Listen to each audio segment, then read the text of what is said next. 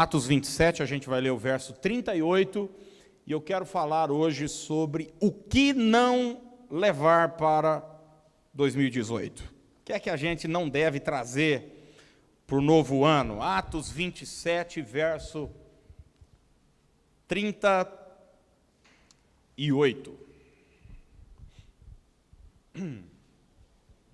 Aleluia.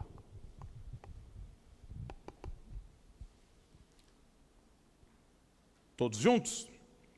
Atos 27, 38. Refeitos com a comida, aliviaram o navio, lançando o trigo no mar. Aliviaram o navio. Você pode repetir essa expressão comigo? Diga, aliviaram o navio. Você sabe, quando a gente vai viajar, a gente tem que tomar cuidado na hora de despachar as malas, porque tem algumas coisas que não dá para levar na bagagem de mão, não é verdade? Quando você vai para o aeroporto, já vi isso, já tive essa experiência de chegar e daí na hora que passar naquele sensor, dizer, não, tem coisa aqui que você vai ter que despachar, isso aqui não pode levar, um objeto cortante. Se você, por exemplo, vai levar, não sei, mais de tantos ml de alguma coisa, não pode. Enfim, tem coisa que a gente não pode levar. Excesso de bagagem prejudica a viagem. E esse texto que a gente está vendo aqui é uma viagem do apóstolo Paulo. Ele está indo a Roma, ele tem um destino, um lugar para chegar, e eles enfrentam algumas dificuldades no meio da viagem. Em dado momento dessa viagem, eles precisam aliviar a carga do navio. Você sabe, a nossa vida é uma viagem. E muitas vezes o que nos atrapalha, e eu preguei muito sobre isso nesse ano de 2017, não é o tamanho da viagem, mas o peso da bagagem. E a gente vai carregando coisas desnecessárias. Jesus disse, o meu fardo é leve, o meu jugo é suave.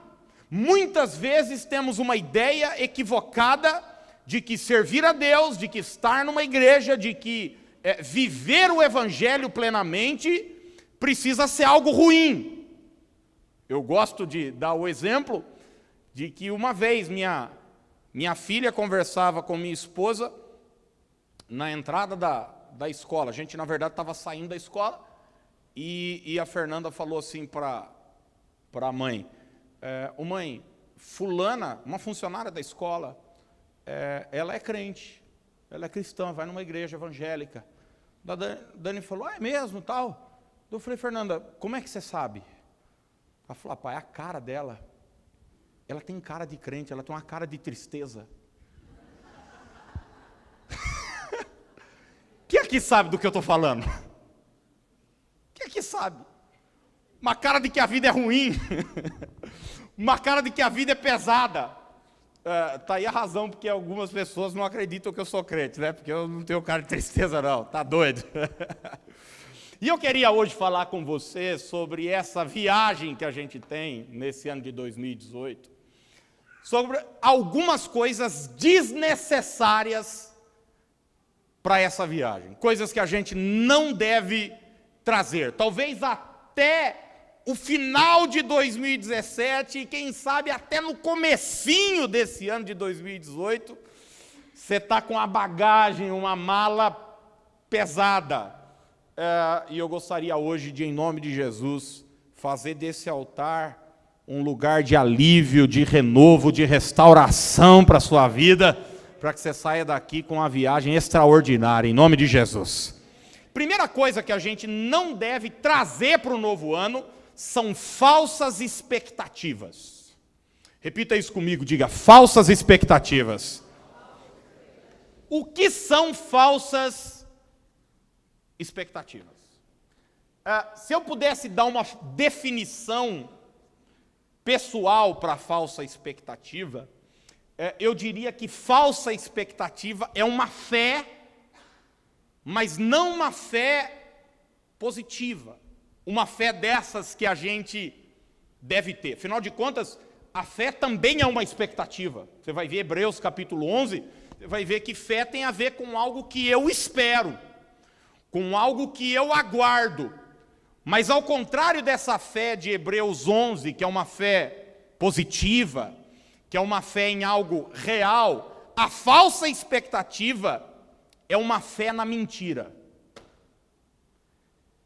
É eu exercitar minha crença, minha capacidade de acreditar em algo que simplesmente não vai acontecer. Não vai acontecer. É esperar por aquilo que só vai gerar em mim frustração, tristeza, abatimento.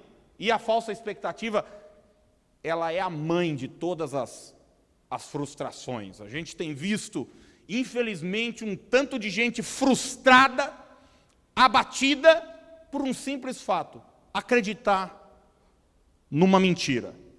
Por exemplo, há pessoas que acreditam que a virada do calendário tem uma mágica. Conhece gente assim ou não? Hã? Não, esse ano, me aguarda, esse ano, eu me lembro de um amigo maravilhoso, espetacular, aliás, pastor, amigo mesmo, de frequentar minha casa. Eu me lembro dele me dizendo, ele teve um ano em 2009, muito difícil, e ele falava assim para mim, ele falava: Aquiles, eu estou crendo em 2010, eu estou crendo em 2010, eu estou crendo em 2010, e 2010 foi pior que 2009, até hoje, 7, 8 anos depois eu encontro com ele, eu falo: lembra de 2010? Porque o ano, nós já falamos muito sobre isso, o ano não nos traz nada, gente. Nos traz 365 dias abertos, com 24 horas cada dia. Não é porque o calendário vira, muda, que algo acontece. Eu me lembro uma vez, eu ouvi uma pregação, o cara, 2012. Ele falou: não, 12 é número de governo na Bíblia. 2012 é o ano que eu vou reinar, é o ano que...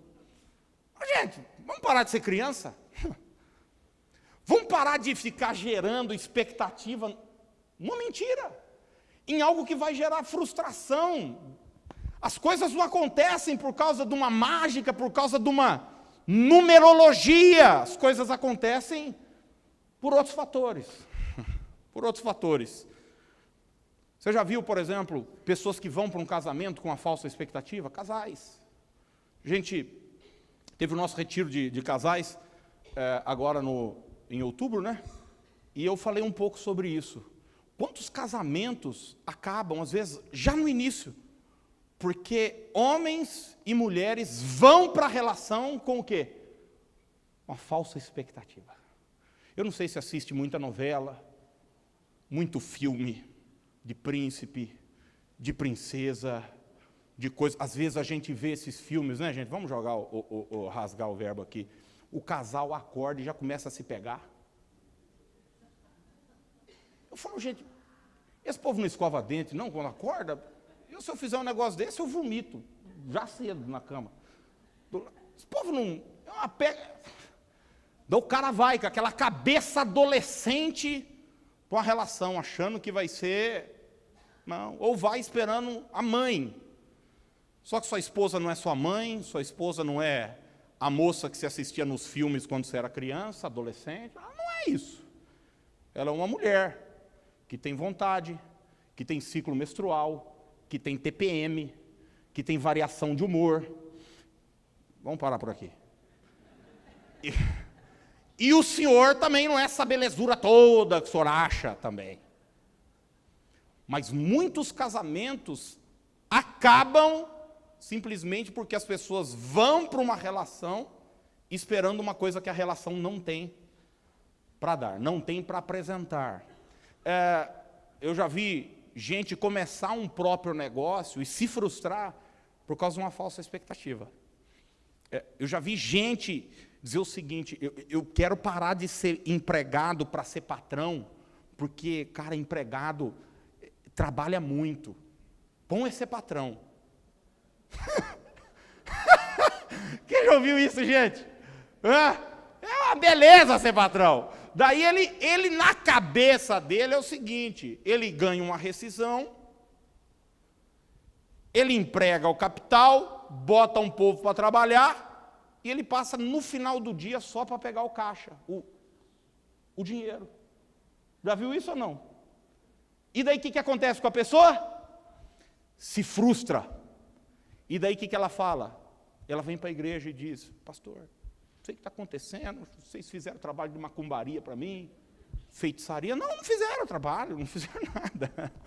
Você só fantasiou uma vida que não existe, cara, isso não existe. Não existe, é uma falsa expectativa, e muita gente entra o novo ano fazendo 1000 promessas. Tem gente que entrou o ano prometendo ser fitness. Deus está falando, não está não? Hoje. Bom, esse ano eu vou correr uma maratona. Esse ano é barriga, tanquinho, barriga, né? Solange Frazão que me aguarde. E vai para o novo ano. Vai correr maratona, você não anda um quarteirão. Para ir na padaria, você pega o carro. Eu não estou falando que você não pode correr uma maratona. Não, eu tenho amigos, tem um moço aqui da igreja esse ano correu uma maratona. Eu já vi gente fazer Ultraman. A questão não é essa. A questão é você acreditar que isso vai acontecer porque você falou. Porque você escreveu num papel ou soltou uma bexiga no final do culto. Existem atitudes que precisam ser feitas. Esse ano eu vou ler a Bíblia pelo menos 4 vezes. Você não lê um salmo por dia. Daí quando você resolve ler, você fala, eu vou ler. Eu fiquei sabendo que se lê 40 capítulos por dia, eu leio a Bíblia em 1 mês. Fiquei sabendo, eu vou fazer esse propósito. Já coloquei para despertar, pastor, 4 da manhã. O que é isso, gente? Falsa expectativa, cara. Daí, isso vai gerando mais o que em você? Frustração, peso. Aí você vai falar, eu sou um lixo mesmo, eu não sou crente. É por isso que minha vida não anda. Daí você está lá com o seu calendarião bíblico, só tem um X no primeiro dia. O resto está tudo coisado. Aí todo dia o capeta mostra os xizinhos faltando assim, ó, para você. Não, esse ano eu vou pelo menos jejuar 3 vezes por semana. Esse ano eu fico rico. Como? Não sei, Deus vai. Alguma coisa vai acontecer.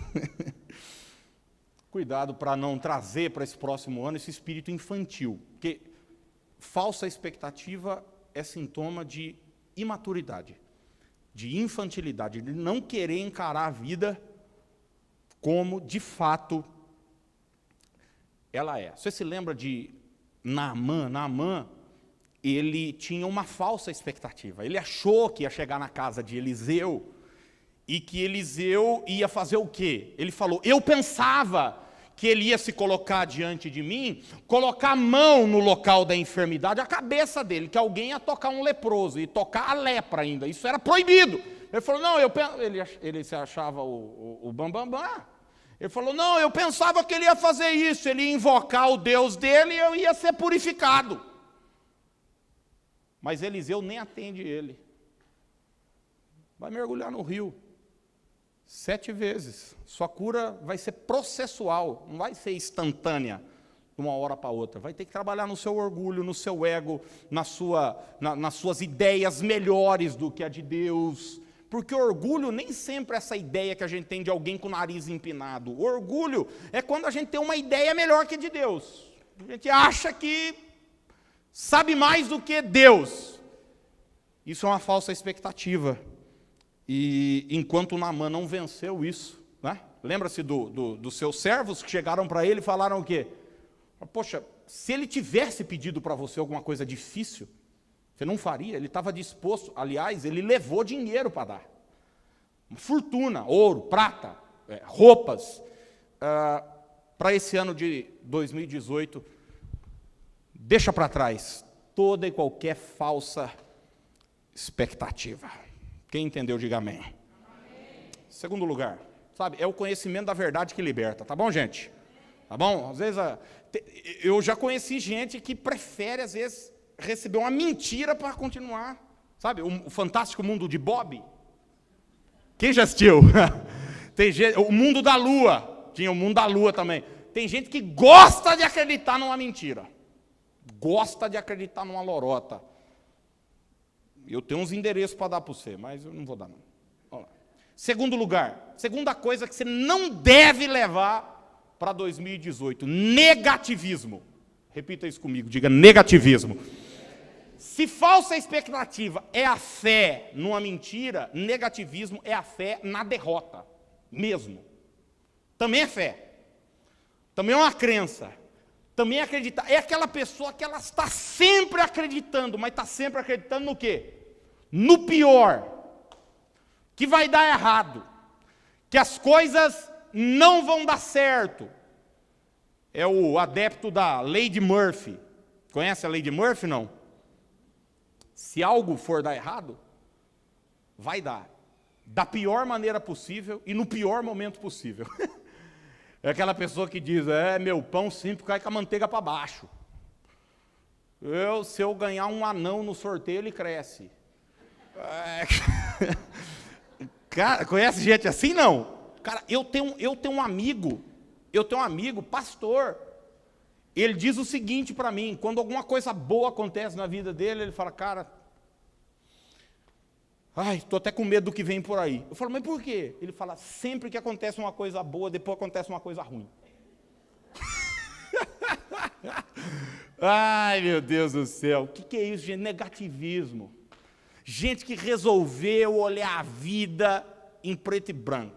Está sempre, a coisa está cinza, está ruim. Eu já ouvi um monte de fala sobre esse novo ano. Tem gente dizendo, esse ano aqui não sei não, hein? Está estranho, Copa do Mundo. Já ouviu essa conversa? Não, eleição, esse ano o seu carnaval é mais cedo, tal.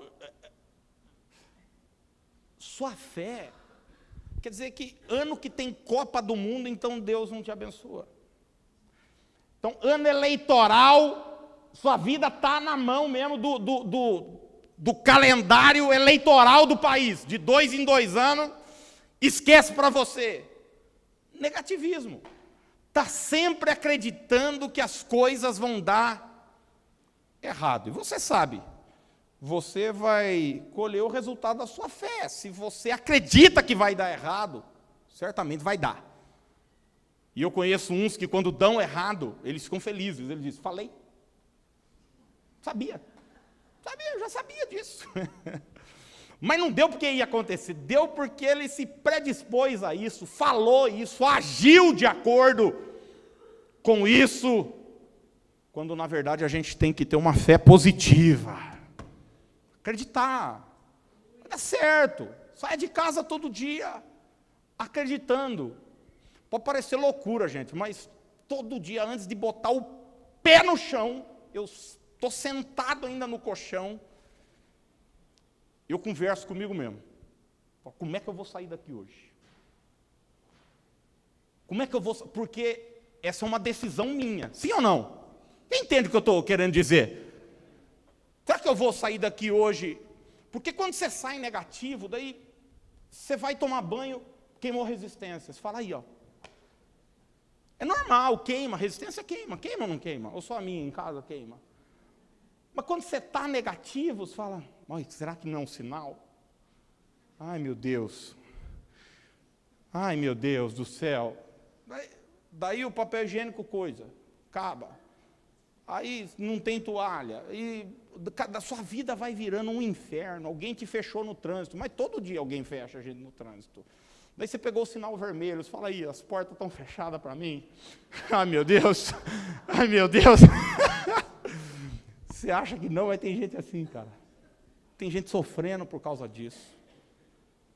Tem gente perdendo venda por causa disso, tem gente perdendo negócios por causa disso, porque está sempre pensando no pior, cabisbaixo, olhando para baixo. Eu não sei você, mas eu saí de casa falando, o melhor vai acontecer, hoje é dia de milagre, este é o dia que o Senhor fez, alegremo-nos e regozijemo-nos nele, todo dia é um presente de Deus para nós. Você precisa acreditar, você precisa acreditar. Então, nesse ano de 2018, em nome de Jesus, entre sem o negativismo, sem o negativismo. Agora, não é uma coisa simples, hein? Porque eu já vivi momentos de negativismo na minha vida. Já viveu também? Não. Porque é uma estrutura de raciocínio. É uma forma de pensar. É uma mentalidade. Não é uma coisa assim, é uma maneira de enxergar a vida. É como se você tivesse um óculos e colocasse ele. O problema do negativo é que ele começa daí a se alimentar do negativismo. Ele vai chegar em casa, ele vai ligar o quê? Datena. Daí ele fala, pô, que pena que o Marcelo Rezende morreu. Que eu gostava do Cidade Alerta também, para ver mais um pouco de desgraça, mas agora ele não está mais. Que saudade que eu tenho do Aqui Agora, do Gil Gomes, com aquelas notícias, do homem do sapato branco, daquelas coisas todas. Cara, ele está buscando desgraça. Eu conheço uma pessoa da minha família. Quando ele abre o jornal, ele só vê 2 páginas. Necrologia e quem foi protestado. Alguém conhece gente assim ou não? Talvez. Ele está sempre falando, você viu quem morreu? Ele não olha quem nasceu, nasceram pessoas. Se você entrar no site da Unimed, tem lá a fotinho do neném, mas ele não quer ver. Ele quer ver quem morreu. Se ele olhar na ACIP, ele vai ver empresas que abriram, mas ele quer ver as que quebraram, as que fecharam, quem foi protestado, quem está quebrado na cidade. E ele fica se alimentando dessas coisas, sua vida fica um inferno, pelo amor de Deus. Deixa o negativismo para trás. Terceiro lugar, terceira coisa que a gente deve deixar para entrar esse ano novo, leve, são as batalhas que já foram perdidas. Vamos repetir isso juntos? Diga assim, batalhas que já foram perdidas. Você não precisa responder, não. Mas será que tem alguém aqui que perdeu alguma batalha nesse ano passado? Perdeu o emprego? Um relacionamento que partiu?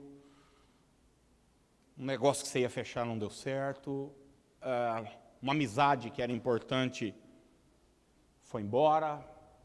Um concurso que você se empenhou, prestou e não deu? Um negócio que você estava apostando e perdeu? Essas coisas acontecem. Essas coisas acontecem. Mas a sabedoria está em parar de lutar essas batalhas que já foram, porque nós não somos capazes de mudar o passado. A gente não tem a capacidade de voltar lá. A batalha já foi, já aconteceu, existem outras lá na frente. Você pode ter perdido uma batalha, mas você não perdeu a guerra ainda. Esse final de guerra a gente já sabe, em Cristo somos mais que vencedores. Você perdeu uma etapa. Não é a sua vida que não deu certo, é algo na sua vida que não deu certo. Mas Satanás vai fazer de tudo para tentar fazer a gente reviver essas batalhas que não deram certo. E daí a gente fica lutando. Deixa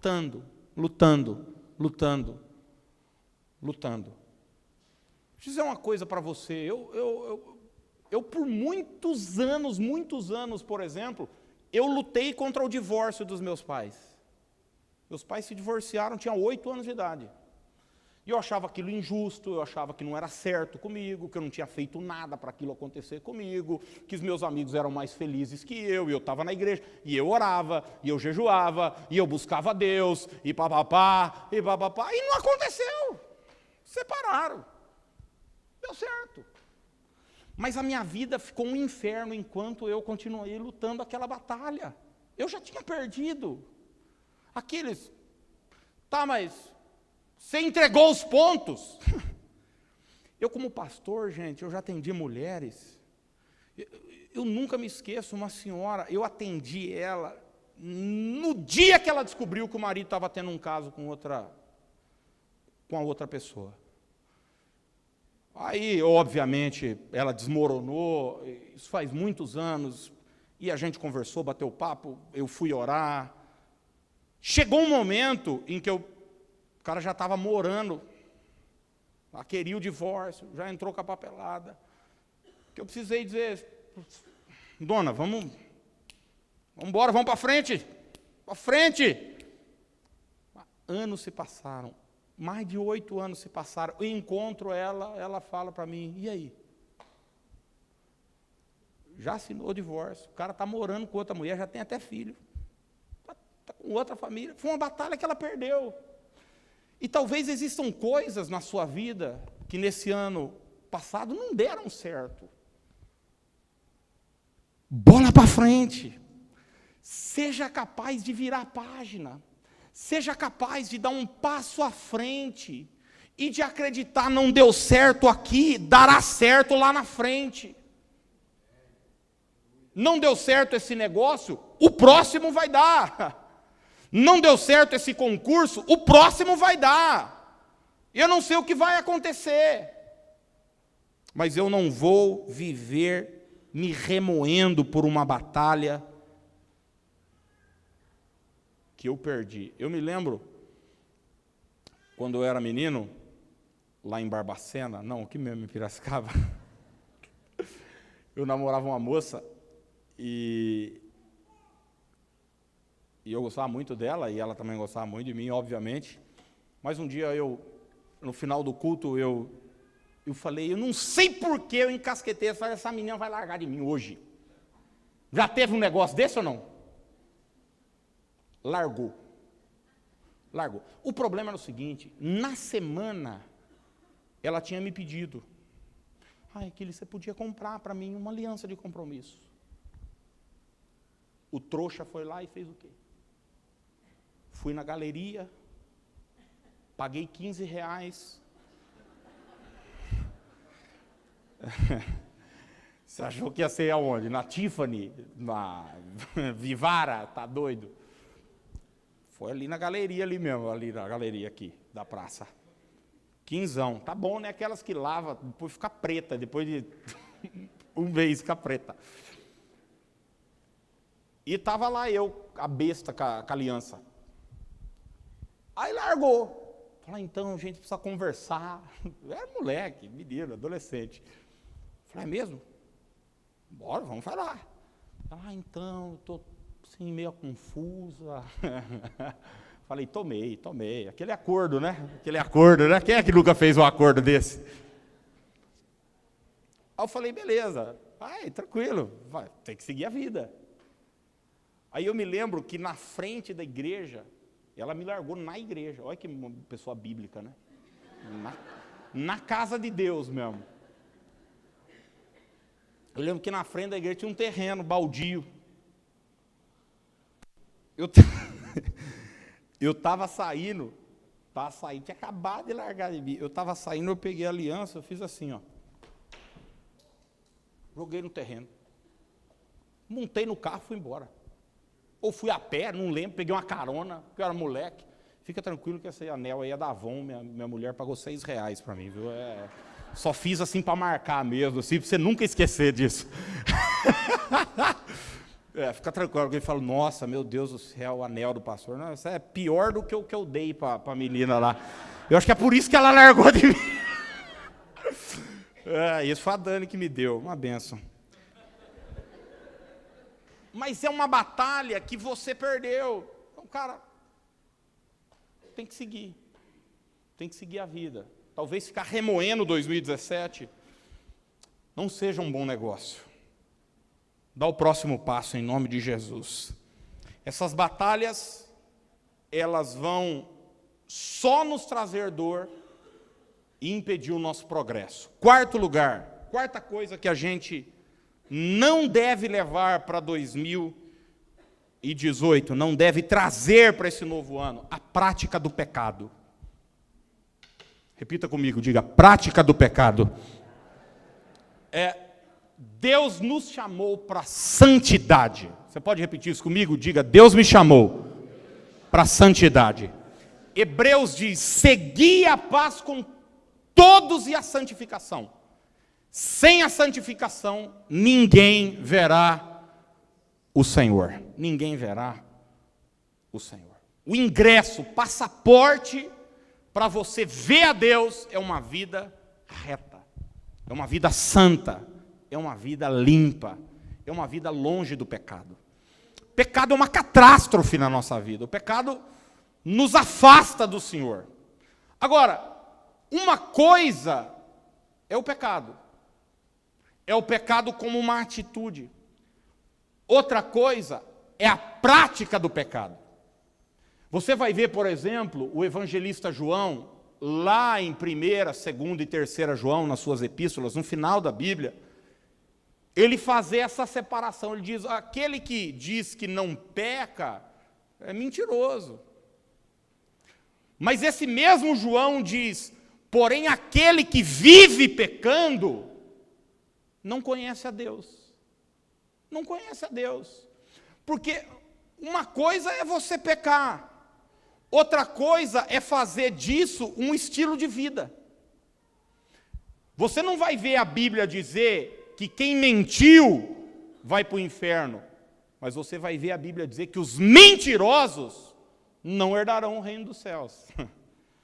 A questão não é a prática que a pessoa teve, mas a atitude, que ela teve, mas a questão é se isso é uma prática na vida dela, é rotina na vida dela. Infelizmente, algumas pessoas fazem do pecado um estilo de vida, como um vício, um mau hábito. São pessoas tão distantes de Deus, que elas estão na igreja, elas cantam, elas louvam, mas a mesma boca que adora Deus vive falando mal dos outros, vive praguejando. É gente que está na igreja, mas o coração está no mundo, nas coisas do mundo, não honra seus pais, está sempre de olho na mulher dos outros, no marido dos outros, tem uma vida dupla, é uma pessoa aqui, virtualmente é outra pessoa. Eu conheço gente que é homem na internet, ele é mulher. E vice-versa. E é outra foto. E tem vida dupla. Tem vida dupla. O que é isso, gente? Isso é a prática do pecado. E vai destruindo. Você vem para a igreja, na hora de você adorar a Deus, você não consegue adorar a Deus. Por quê? Que é acusado. Porque o diabo fala no seu ouvido. O Espírito Santo tenta te convencer. Você deita para dormir, não consegue. A Bíblia diz que as misericórdias do Senhor se renovam a cada manhã. Então hoje é mais uma oportunidade de você quebrar isso em nome de Jesus. A Bíblia diz que o cair é do homem, mas o levantar é de Deus. Você vai ver que Davi pecou. Pecou ou não? Teve as consequências ou não? Mas Deus o perdoou. A questão é a seguinte, você vai viver na prática do pecado. Por exemplo, você vai ver a diferença de Pedro para Judas Iscariotes. Você vai ver que Judas, não é que Judas só pecou vendendo a Cristo, por causa de 30 moedas. Você vai ler os evangelhos, você vai descobrir que a Bíblia já o chamava de ladrão, ele já roubava antes, era dinheirista, levar vantagem, usar o fato dele estar perto de Jesus para obter lucro. Isso era uma prática na vida dele, não foi uma atitude que ele teve, era uma prática. Enquanto Pedro negou a Cristo, foi errado, foi responsabilidade dele. Pecado, a gente precisa parar de tratar pecado como um acidente, como uma casualidade. Não, todas as vezes, talvez você seja diferente de mim, mas todas as vezes que eu pequei, eu tinha outra opção de não pecar. E deixa eu dizer uma coisa, e todas as vezes que eu pequei, todas as vezes o Espírito Santo me avisou, não entra, não fale, não faça, não isso, todas as vezes. Esses dias atrás eu vi alguém, teve um relacionamento extraconjugal, daí, hoje mesmo, uma pessoa estava me falando, uma pessoa de Deus, pelo menos que eu considero de Deus, de outro lugar, outra cidade, aí falou, não, mas é que o diabo não gosta de mim, é por isso que eu fiz isso. E o diabo gosta de quem? De quem? Desde o Éden, o homem está se escondendo sua responsabilidade, atrás de Satanás, jogando a Deus, a mulher que tu me deste, foi a serpente.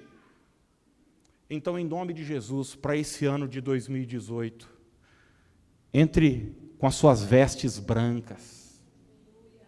A Bíblia diz que nunca falte vestes brancas e o óleo sobre a sua cabeça.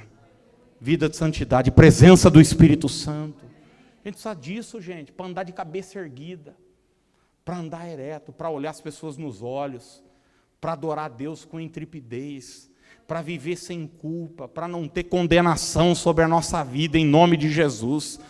Ai, Aquiles, mas o que eu fiz foi grave. Onde abundou o pecado, superabundou a graça. Deus é poderoso para te dar um novo começo. Deus é poderoso para te levantar, para te ajudar. Você vai ver que todos os homens na Bíblia que foram usados por Deus tinham uma capivarinha suja. Moisés tinha um assassinato nas costas, Pedro, Jacó, Paulo. Mas quando você resolve consertar a vida, está tudo certo, está tudo certo, está tudo certo, mas não viva na prática do pecado. Quem sabe hoje mesmo você precisa deixar um vício, deixar um mau hábito, em nome de Jesus, no altar. E quinto e último lugar para a gente orar. O que é que eu não devo levar para o novo ano? Não devo levar ressentimento. Repita isso comigo, diga ressentimento. O que é ressentimento, gente? Olha, a palavra já diz, ressentir é você sentir de novo. Sentir novamente. É você ficar visitando sentimentos ruins. Sabe quando a gente é menino e você está na fossa? Já enfrentou uma fossa, não? Normalmente por causa de namorada, por causa de amor. Assim, eu chuto, mas depois tinha fossa também, né? Isso eu não conto, só para dar uma de fortão e tal. Aí tinha fossa. O que eu fazia na fossa, gente? Guilherme Arantes. Quando fui ferido, vi tudo mudar. Eita. Eu que tinha tudo, hoje eu tinha tudo, agora não tem mais nada, meu Deus do céu. O que é isso, gente? Ficar ressentindo a dor. Aí você fica lembrando, a pessoa partindo, indo embora. Eita, podia cantar a música, a outra lá, acho que é da Roberta Miranda, né? Vai com Deus, vai desgrama. Não, mas a gente fica ressentindo. E quantas pessoas você conversa com elas, são pessoas ressentidas. Meu pai me fez isso, minha mãe, minha infância, eu tive uma avó, eu tive um avô, meu ex-noivo, e você conversa, a impressão que você tem é que aconteceu semana passada, mas já tem 38 anos. Mas o ressentimento vai tornando aquele defunto vivo. Teu Walking Dead. É um monte de zumbi na sua vida, cara. que já era para estar 7 palmos embaixo da terra. Um monte de sentimento nocivo, que te mata aos poucos, moça, que acaba com você, mas você resolve dia após dia ressentir, sentir de novo. E daí você se lembra da dor, da frustração, do quanto foi difícil, do quanto foi duro, do quanto foi injusto, do quanto não foi certo, como se isso fosse resolver a situação. Porque, gente, se resolvesse, seria uma bênção, não seria? Seria uma bênção. Mas pior, não resolve. E não só não resolve, agrava o problema. Torna ele ainda maior. Cria-se uma raiz de amargura. E a gente diz, não, o tempo só vai necrosando a ferida e tornando ela muito pior. Hoje o Senhor me diz e te diz, joga isso para fora do teu barco, rapaz. Joga isso, joga esse sentimento. O perdão é mais benéfico para aquele que perdoa do que para aquele que é perdoado. Quem já teve uma experiência dessa? Gente, não tem nada pior do que você sair na rua sabendo que os outros estão devendo para você. É horrível, não é? Todo mundo, eu conheço pessoas que todo mundo está devendo para ela. Todo mundo está devendo um cumprimento, todo mundo está devendo um elogio, todo mundo deveria ajudar ela financeiramente, todo mundo... Esses dias alguém falou não sei o quê, eu falei, mas o que leva uma pessoa a achar que o mundo precisa ajudá-la, o mundo precisa... Não, a vida não é assim. Só que quando você tem esse sentimento de que o mundo te deve, como aquele paralítico na beira daquele tanque, eu não tenho ninguém que me coloque no tanque, porque sempre que eu vou, vai outro antes de mim, ele está sempre querendo alguém para pegar ele no colo e jogar lá, vai rolando, Zé. Faz alguma coisa, 38 anos aí, rapaz, você vai esperar até quando? Vai morrer aí na beira desse poço? Então, rasgue esses boletos. Talvez, de fato, erraram com você. Eu não estou querendo diminuir sua dor, mas rasga. Rasga isso e bola para frente. Caminha, segue adiante, porque grandes coisas estão por vir, em nome de Jesus. Amém, gente? Vou ficar de pé para a gente orar? Aleluia.